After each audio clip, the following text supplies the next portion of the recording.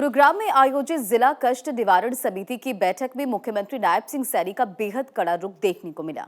मुख्यमंत्री ने आम जनता और उद्यमियों की शिकायत पर न केवल ऑन द स्पॉट फैसले लिए, बल्कि लापरवाही बरतने वाले बिल्डरों और अवैध कॉलोनाइजरों के खिलाफ सीधी एफआईआर दर्ज कराने के सख्त निर्देश भी दिए।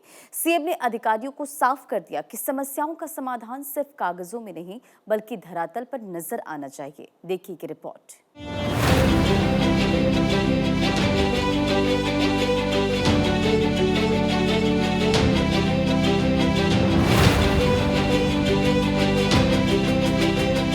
गुरुग्राम में मुख्यमंत्री नायब सिंह सैनी की अध्यक्षता में हुई कष्ट निवारण समिति की बैठक में शिकायतों पर सिर्फ सुनवाई नहीं हुई, बल्कि कई मामलों में ऑन द स्पॉट कड़ी कार्रवाई के निर्देश भी दिए गए।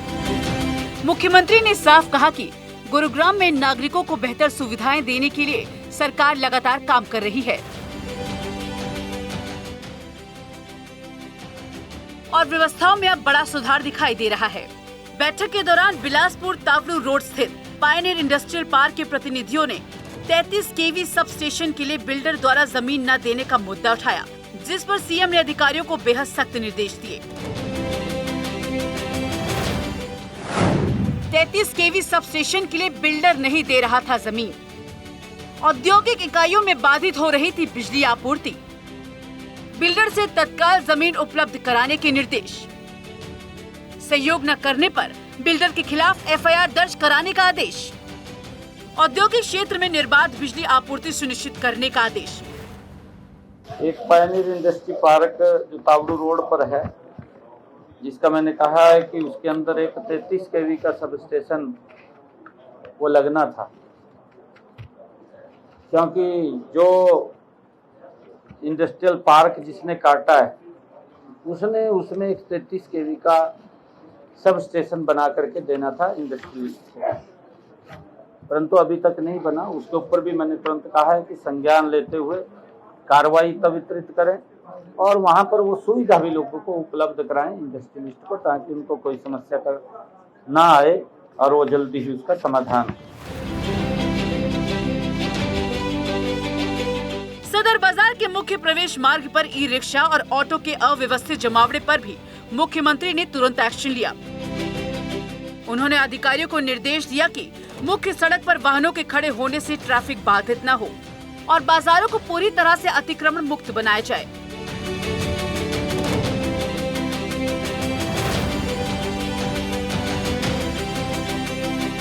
टोटल जो ग्रीवेंस के अंदर 17 एजेंडे रखे गए थे, 17 में से 14 का समाधान हुआ है, 3 को लंबित किया गया है और ये अलग अलग समस्याएं थी, चाहे अक्रोचमेंट को लेकर के थी या ट्रैफिक की समस्या को लेकर के थी, कुछ अन्य बिजली को लेकर के समस्याएं थी, किसान की समस्या थी कि उसके खेत में बिजली की एक्सीडेंट हुआ है, पोल टूटा तो उसके कारण से आग लगी। इस प्रकार की समस्याओं के समाधान वो अलग अलग अधिकारियों को कहा है और उनके समाधान उनको राहत वो मिले, इसको लेकर के आज इसमें किया गया है।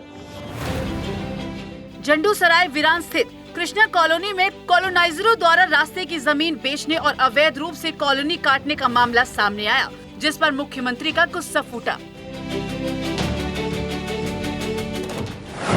कृष्णा कॉलोनी में रास्ते की जमीन बेचने की कोशिश। अवैध कॉलोनी काटने वाले कॉलोनाइजरों पर दर्ज होगी एफआईआर। आमजन को गुमराह कर अवैध कॉलोनी बनाने वालों पर सख्ती। प्रभावित लोगों की समस्या का प्राथमिकता पर हो समाधान। हर समस्या के स्थायी और ठोस समाधान पर जोर।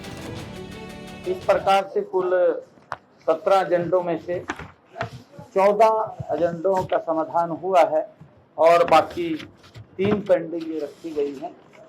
अगले समय के लिए उसकी जांच के भी आदेश दिए हैं, कि उसकी इंक्वायरी के आदेश दिए हैं कि आप इसको देख करके और रिपोर्ट अगली इसमें हमें बताएं।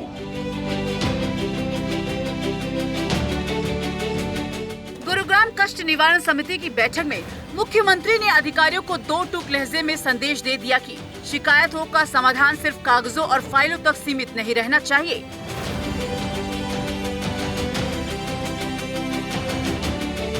सरकार का लक्ष्य शिकायतों का स्थायी और त्वरित समाधान करना है। अब 3 लंबित मामलों की स्टेटस रिपोर्ट अगली बैठक में पेश होगी। यानी साफ है कि ढिलाई बरतने वाले अधिकारियों पर गाज गिरना तय है। चंडीगढ़ से डॉक्टर थानेश्वर शर्मा की रिपोर्ट।